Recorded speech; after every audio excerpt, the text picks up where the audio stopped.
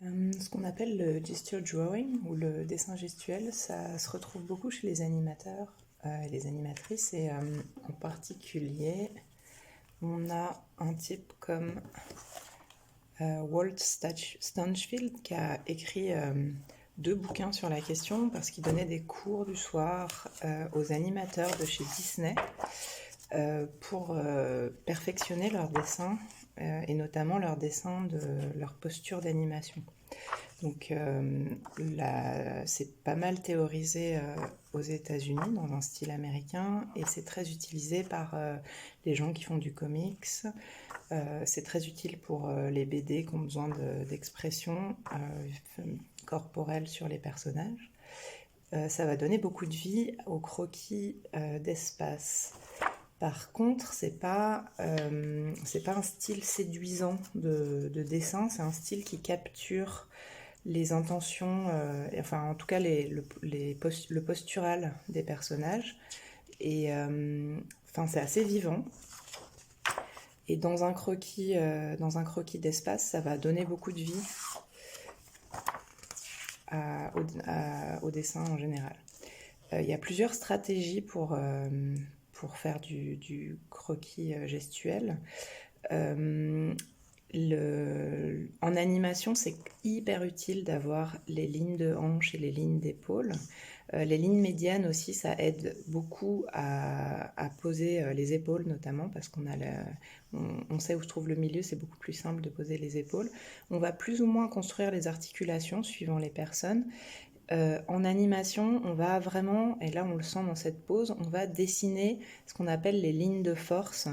Donc là, dans celle-ci, il y aurait celle-ci qui serait la ligne de force principale, et puis après, on vient rajouter les éléments supplémentaires de la pose. Là, on voit que la ligne de force, elle est là.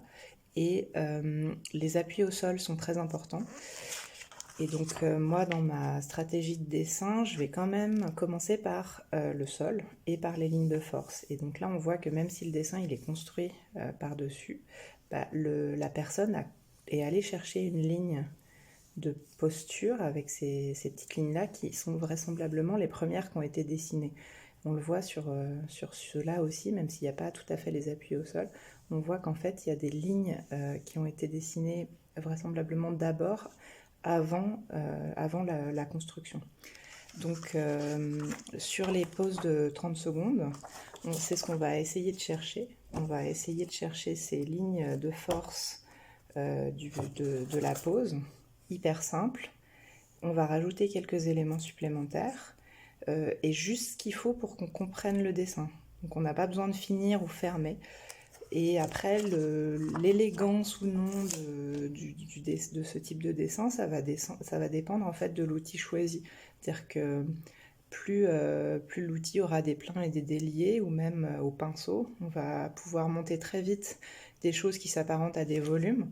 Et donc on va avoir un objet assez élégant avec très peu de traits. Alors j'ai fait un round de gesture drawing sur la vidéo de Koizu en 20 et 40 secondes. J'ai essayé plusieurs outils, donc ça c'est le pinceau feutre de Pentel, ça c'est le pinceau feutre ultra fin de Kuretake, et ça c'est un fibralo de Caran-d'Ache que je viens d'acheter. En fait, à la fin, j'ai fini par me concentrer sur le fibralo. Il est un peu clair, mais en fait, quand je repasse par-dessus, je récupère quand même du détail, comme par exemple ici, en fait, j'ai redessiné les mains par-dessus, et c'est léger, mais en fait, je récupère de l'information supplémentaire au deuxième passage. L'autre intérêt, c'est que je peux vraiment faire du plein et du délié, donc avoir des infos super fines, et puis faire des gros pâtés si je veux. Voilà. Et là, je vais lancer la vidéo, et puis je vais faire une pause de 20 secondes, et voir ce que ça... Enfin, et puis essayer de commenter ce que je fais en même temps. Donc en fait, je pars du bas en réalité, mais ça c'est vraiment une habitude d'animation. Et je vais aller chercher le poids et en fait où se trouve l'appui. Donc c'est ça qui va m'intéresser en premier. Et après, l'orientation des épaules, où sont les bras. Là, il a cette espèce de batte, le personnage. Puis, si possible, la tête. Alors, si j'arrive à avoir l'orientation des yeux, c'est super. Et après, je vais peut-être monter des petits éléments de vêtements. Et donc, à chaque fois, c'est un peu ce qui va se passer. Je vais aller chercher le poids, la ligne de force de l'axe de la pose, qui est un peu ce autour de quoi s'organise la répartition du poids de la personne. Je vais aller chercher les lignes médianes, les épaules. Bon, là je triche parce que je les ai déjà faites une fois, donc je me suis fait avoir une fois et je sais les erreurs que j'ai faites la première fois. Essayer de chercher le visage, les petits détails, et puis après peut-être si j'ai le temps je rajoute 2-3 éléments pour redonner de la chair au personnage, mais sinon ça suffit en fait sur des poses de 20 secondes. On y est largos. Et c'est vraiment sur les pauses de 40 secondes que je vais pouvoir aller rajouter de l'information supplémentaire, quoi. Je regarde aussi les espaces négatifs, c'est-à-dire pas que à l'intérieur du personnage, mais à l'extérieur. Et je vais chercher les informations, les lignes invisibles, c'est-à-dire où se trouve le genou par rapport aux fesses, où se trouve la tête. Donc là, je vais partir pose de danseuse. Je pars encore une fois du sol, du poids. Je vais regarder où tombent les fesses par rapport aux pieds.